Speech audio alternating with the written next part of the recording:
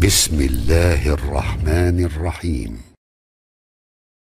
الحمد لله رب العالمين وصلى الله وسلم على نبينا محمد وعلى آله وأصحابه ومن تبعهم بإحسان إلى يوم الدين. Урматтуу мусулман бир тууган, биз эң биринчи таухидке көңүл бөлүшүбүз керек. Таухид бул Аллах субханаху ва тааланы өзүнү гана тиешелүү болгон нерселерде жалгыздоо деген. Аллах тааланы өзүнү гана тиешелүү болгон нерселерде жалгыздоо деген эмне? Ал Аллах субханаху ва тааланы ибадат кылууда жана ошондой эле Аллах тааланы ысым сыпаттарында жана Аллах тааланы өзүнүн иштеринде жалгыздоо деген.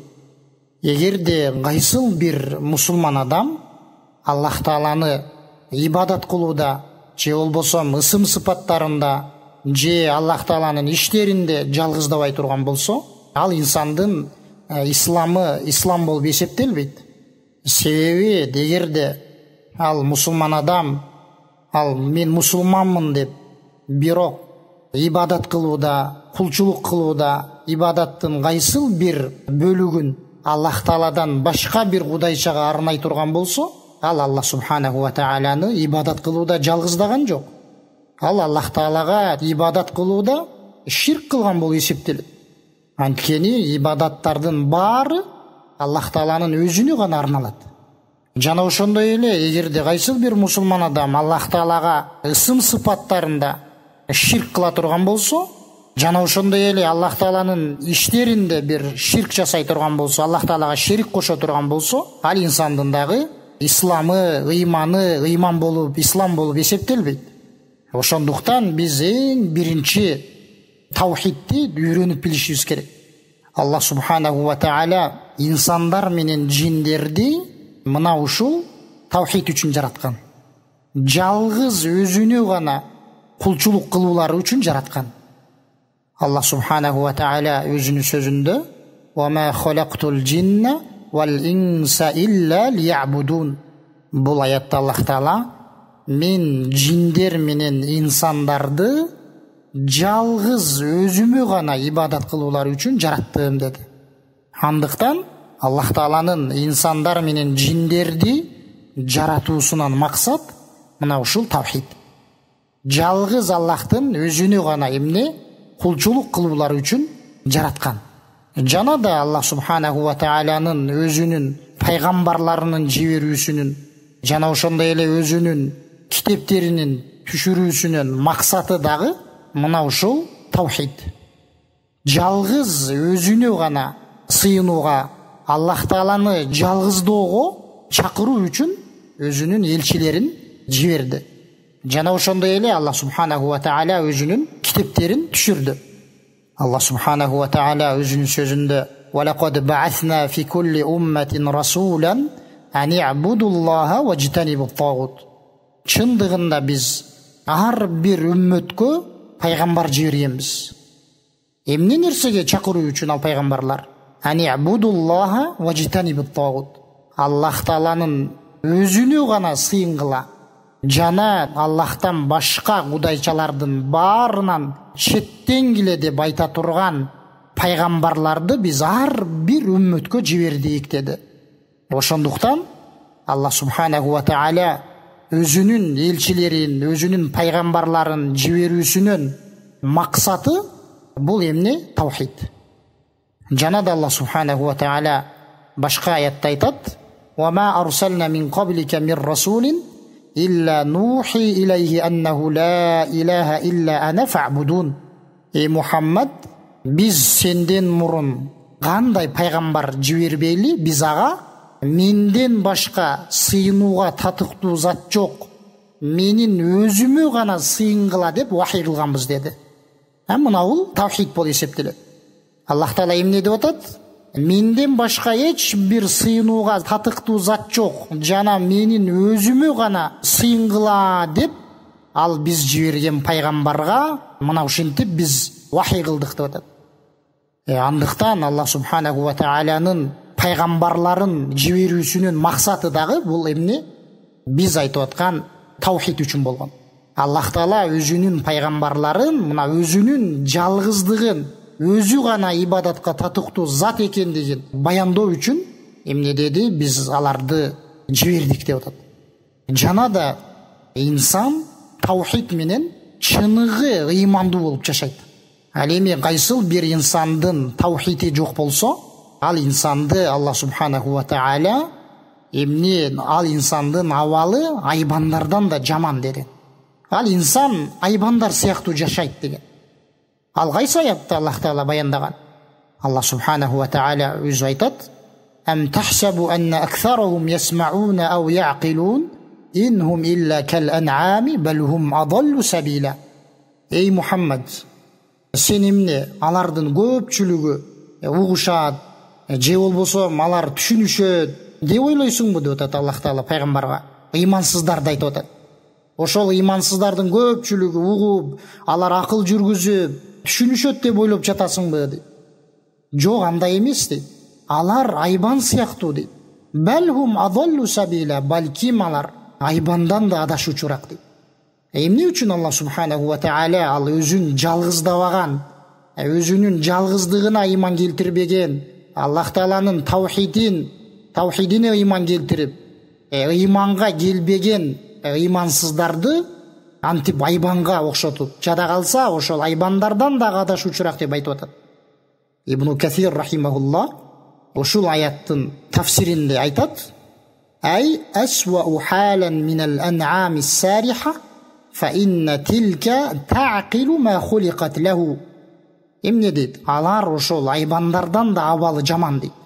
Эмнеге десе, анткени ал айбандар эмне үчүн жаратылгандарын билишет дейт. Эмне максатта жаратылды эле алар? Ошону билишет алар дейт.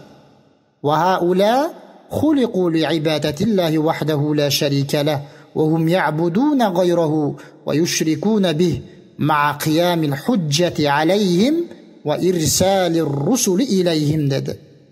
Эми жанагы айбандардан да абалы жаман болгон ыймансыздар алар Аллахтын өзүнө гана ибадат кылуулары үчүн жаратылган эле. Бирок алар аны билишкен жок, алар ага ыйман келтиришкен жок. Алар Аллахтан башкага сыйынышты. Жана Аллах Таалага шерик жасашып, Аллах Таалага ширк амалдарды жасашты.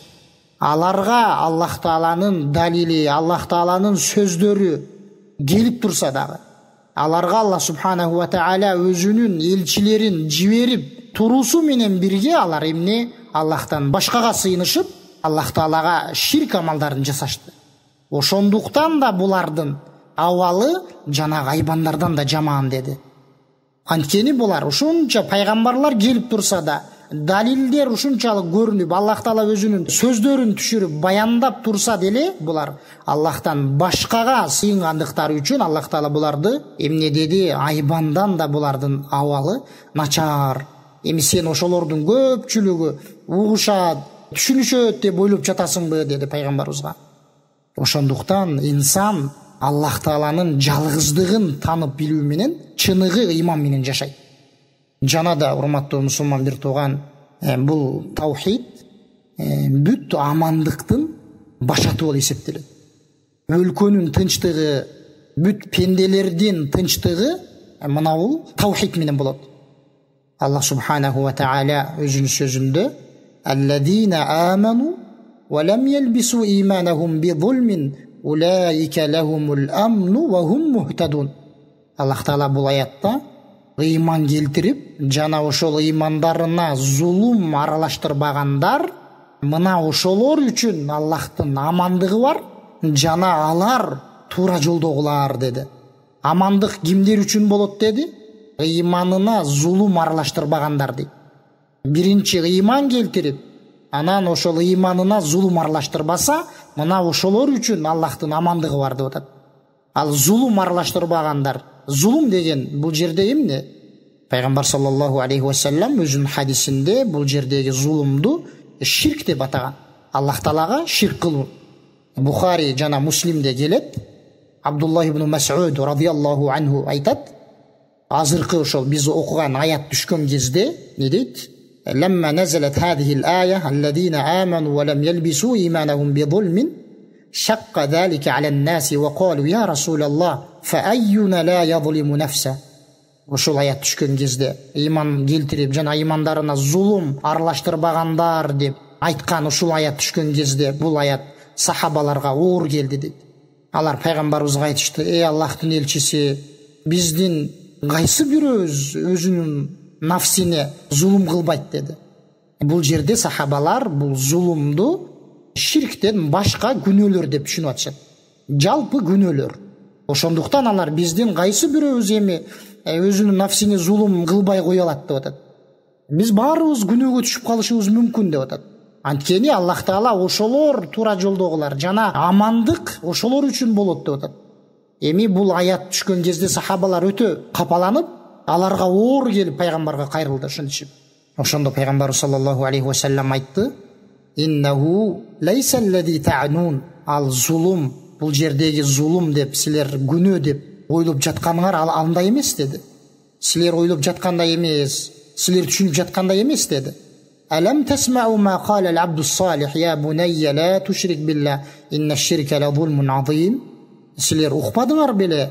Салих инсан өзүнүн баласына насаат айтып жаткан кезде, Лукман айтып атат. Өзүнүн баласына насаат айтып жаткан кезде: "Эй уулум, сен Аллахка ширк кылбагын, анткени ширк бул өтө чоң зулум" деп айтып жатканын укпадыңар беле дейт. Аллах Таала бул аятта ширкти эң чоң зулум деп атап атат. Пайгамбарыбыз сахабалар жанагы зулум аралаштырбагандар деген аяттагы зулумду эмне ширк деп түшүндүрүп атат. Иннама хуа ширк деди пайгамбарыбыз. Бул аяттагы зулумдун мааниси ширк деди. Ошентип пайгамбар саллаллаху алейхи ва саллям өзүнүн сахабаларына ошол аяттагы келген зулумду ширк деп түшүндүрдү.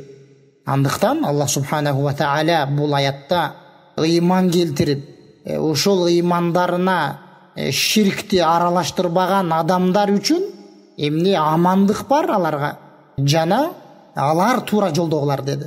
Ибн Касир рахимахуллах ушул аяттын маанисинде кимдер алар кандай десе: "Хаула аллазина ахласул ибадата лиллахи вахдаху ла шарика ла ва лам юшрику бихи шай'ан хумул аминуна яумал қияма ал-мухтадуна фид-дунья вал-ахира" деди. Ал имандарына зулум аралаштырбагандар, алар ибадатты калыс Аллах үчүн гана арнагандар деди. Кандай ибадат болбосун, ибадаттын түрлөрү өтө көп. Жана Ибн Касир айтты, алар ошол ибадатты Аллахтын өзүнө гана калыс аткаргандар, эч бир шерик кошпостон. Валам юшрику бихи шай'ан. Жана алар ошол ибадаттарын жасап калыс Аллах үчүн, жана ага эч бир нерсени шерик кошпогондор. Хумул аминуна яумал қияма. Мына ошол инсандар кыяматта амандыкта калуучулар деди. Ал-мухтадуна фид-дунья вал-ахира. Ошолор эмне бул дүйнө жана акыретте туура жолдогулар деди. Ошондуктан бүт тынчтыктын баары, амандыктын баары таухидти кармануу менен гана болот.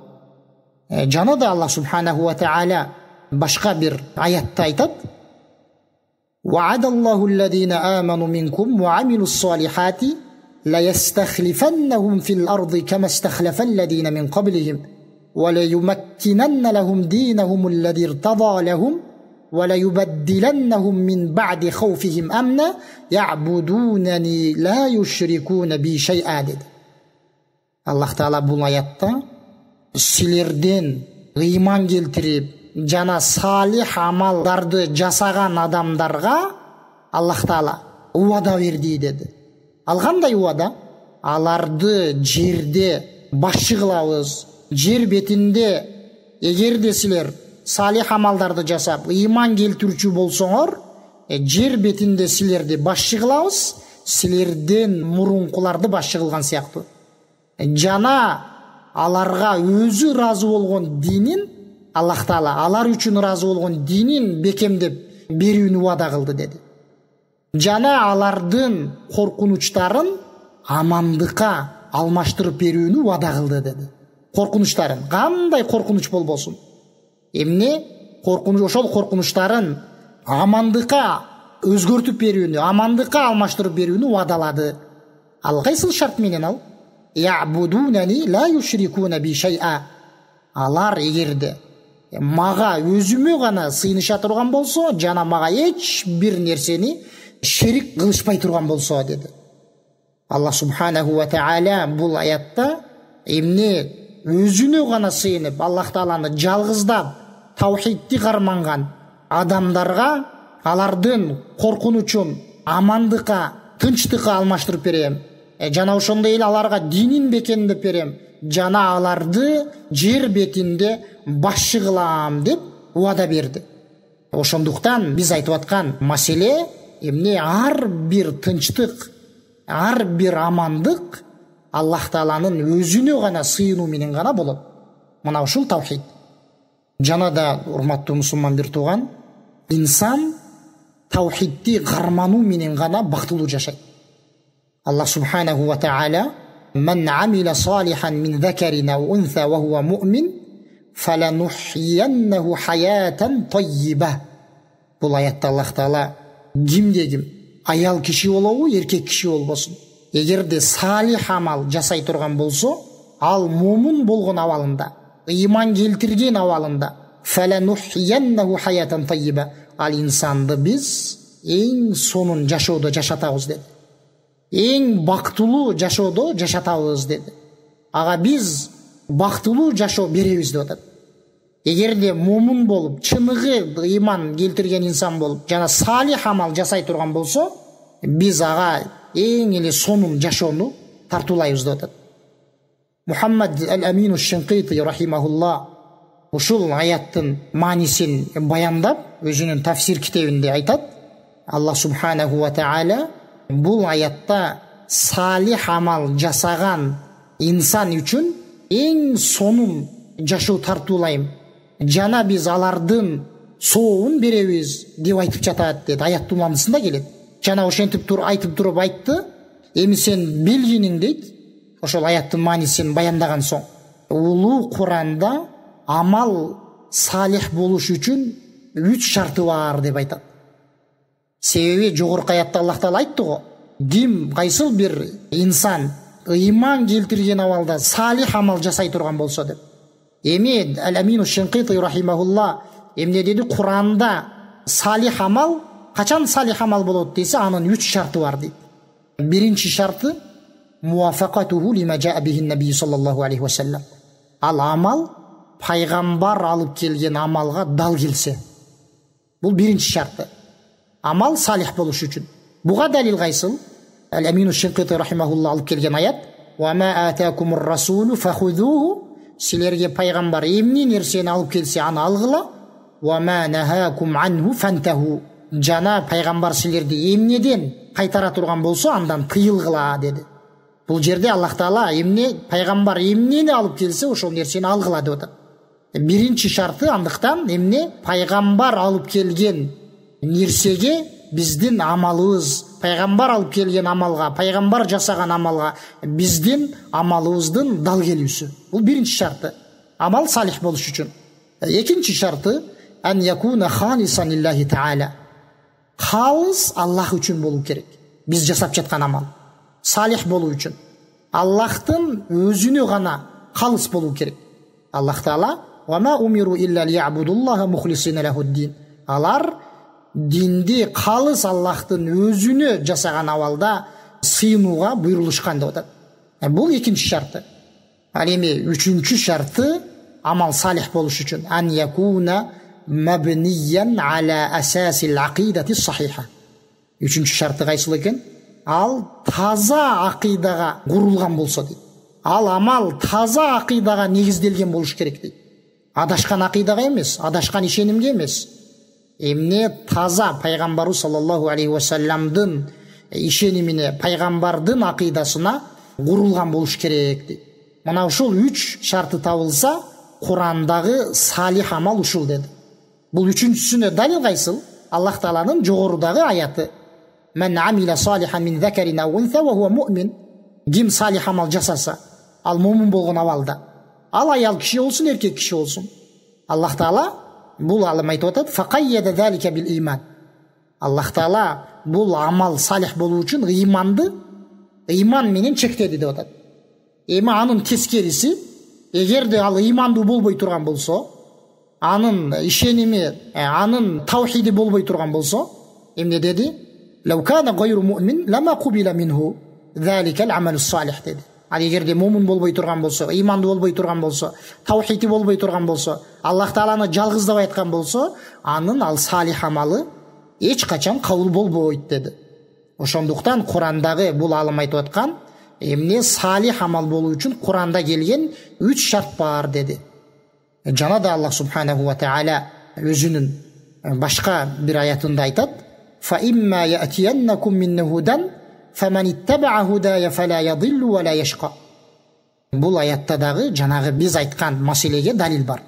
Ал маселе таухидти карманган адам эмне эч качан бактысыз болуп жашабайт. Таухид менен гана инсан бактылуу болуп жашайт дегенге. Аллах Таала бул аятта ким менден келген туура жолго, менин туура жолума ээрчий турган болсо, ал инсан эч качан адашпайт жана эч качан бактысыз болбойт деди. Жана да Аллах Таала башка аятта: "Таха ма анзална алейкал Кур'ана литашқа." Биз сага деп атат Аллах Таала пайгамбарга Куранды бактысыз болууң үчүн түшүргөнүбүз жок деди. "Иннама анзалнаху алейка литас'ада бих ва яс'ада бихи ман иттабаак." Бул аяттын мааниси ошол. Биз Куранды сага сен бактылуу болууң үчүн түшүрдүк, жана сага ээрчиген адам дагы бактылуу жашаш үчүн түшүрдүк деди. Жана ошондой эле бул таухиди бар адамга эч качан жин шайтандар дагы жабыша албайт. Себеби пайгамбар саллаллаху алейхи ва саллям айтты го, азан чакырылган кезде жин шайтандар качат.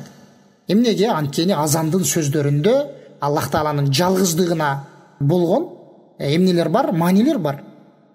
Азанда Аллаху акбар, азанды баарыбыз билебиз. Аллах Тааланын жалгыздыгына болгон күбөлүктөр бар. Ошондуктан бул азанда таухид бар. Ошол азан чакырылган кезде жин шайтандар качат деген пайгамбарыбыз. Жана ошондой эле бул Курандын баары таухид. Ошол Курандын ичинде келген бир аятты ала турган болсок, Куранда аятал курси бар. Муну баарыбыз билебиз, намаздан кийин окуйбуз. Пайгамбар саллаллаху алейхи ва саллям бул аят жөнүндө айткан: кайсыл бир мусулман адам эгерде уктаардан алдын бул аятал курсини окуй турган болсо, ал инсанга таң атканга чейин Аллах Таала тарабынан сактоочу болот. Ага эч качан шайтан таң атырганга чейин эч качан шайтан жакындай албайт деген. Эмнеге? Анткени бул аят таухид. Бул аяттын баары таухид. Ошондуктан инсан айтканыбыздай маселебиздин башында эң биринчи таухидке көңүл бөлүү керек. Таухиддин маанисин жакшы түшүнүп, үйрөнүү керек. Жана да инсан бул таухиди менен сыйкырлардан, ошондой сыйкырлап койгон адамдардан, зыян берүүчү адамдардын баарынан сак болот. Эч качан ага эч ким зыянын бере албайт. Анткени Аллах субханаху ва таала Куранда: "Инналлаха юдафи'у анилладина аману." Албетте Аллах субханаху ва таала ыймандууларды коргойт деди. Ыймандууларды сактайт деди. Ыймандуу ким ал? Ыймандуу ал таухидти карманган адам. Таухиди болбосо ал инсан кантип ыймандуу болуп эсептелет? Бир инсан ыймандуумун деп Аллах Таалага ширк амалдарды жасап жүрсө, ал ширк амалы айырмасы жок. Аллах Таалага ибадат кылууда болобу, же болбосо Аллах Тааланын сын сыпаттарында болобу, же Аллах Тааланын иштеринде болобу, айырмасы жок. Ал инсан эч качан ыймандуу болуп эсептелбейт. Анткени ал Аллах Тааладан башкага сыйынып жүрөт. Бул аятта Аллах Таала эмне деди? Албетте Аллах субханаху ва таала ыймандууларды сактайт деди. Ыймандууларды коргойт деди. Жана айтканыбыздай бүт сыйкырчы болобу, башка кандай бир зыян жеткире турган инсандар болсо ошолордон коргойт. Жана да Аллах субханаху ва таала башка аятта: "Ва кана хаккан алайна насрул муъминин." Биз сөзсүз түрдө муминдарга жардам беребиз деди. Муминдар ошол ыймандуу адамдар, ширк амалдарды жасабаган адамдар. Ошондуктан бул таухид биздин жашообуздагы эң негизги нерсе. Пайгамбар саллаллаху алейхи ва саллям эч бир нерсеге буйрубай туруп пайгамбар болгон кезде 10 жыл ушул жалаң ушул таухидке чакырган. Андан кийин бул дүйнөдөн кайтыш болгонго чейин өлүм төшөгүндө жаткан кезде дагы ширктен кайтарып, кеткендери бизди хадистерде келет. Жана да урматтуу мусулман бир тууган, бул таухид биз эң биринчи эскерте турган нерсе болуш керек. Биз бирөөнү Аллах субханаху ва таалага даават кылган учурда эң биринчи ушул таухид болуш керек. Аллах субханаху ва таала «Вазаккир фа инна зикра танфаул муъминин». Ескерткин, анткени эскертүү мумундарга пайда берет деди. Андан кийин кайсыл сөзүн алып келип атат? Ошол аяттын уландысында. «Вама халакутул джинна вал инса илля лиябудун». Мен инсандар менен жиндерди жалгыз өзүмө гана ибадат кылуулар үчүн жараттым деди. Мына ушул аятка болуу керек эскертүү.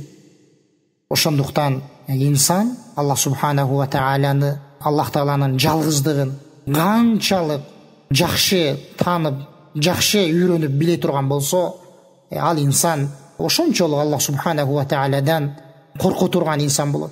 Ошончолук пайгамбарыбыз саллаллаху алейхи ва салламга ээрчий турган инсан болот. Анткени биз жана айтканыбыздай Куранда, сүннөттө келген бүт буйруктар, буйруктардын баары бул таухидке буйрук. Аллах тааланын жалгыздыгына. Маселебиздин башында айттык, пайгамбарлардын келүүсүнүн максаты дагы Аллах субханаху ва тааланын өзүнүн китептерин түшүрүүсүнүн максаты дагы ушул таухидти баяндоо, Аллах тааланын жалгыздыгын баяндоо. Аллах субханаху ва таала баарыбызды өзүнүн жалгыздыгына бекем инсандардан кылсын. Жана ошондой эле Аллах субханаху ва таалага жалгыздоо менен ибадат кылган инсандардан кылсын. Субханакаллахумма бихамдик, ашхаду ан ла илаха илля анта астагфирука ва атубу илейк.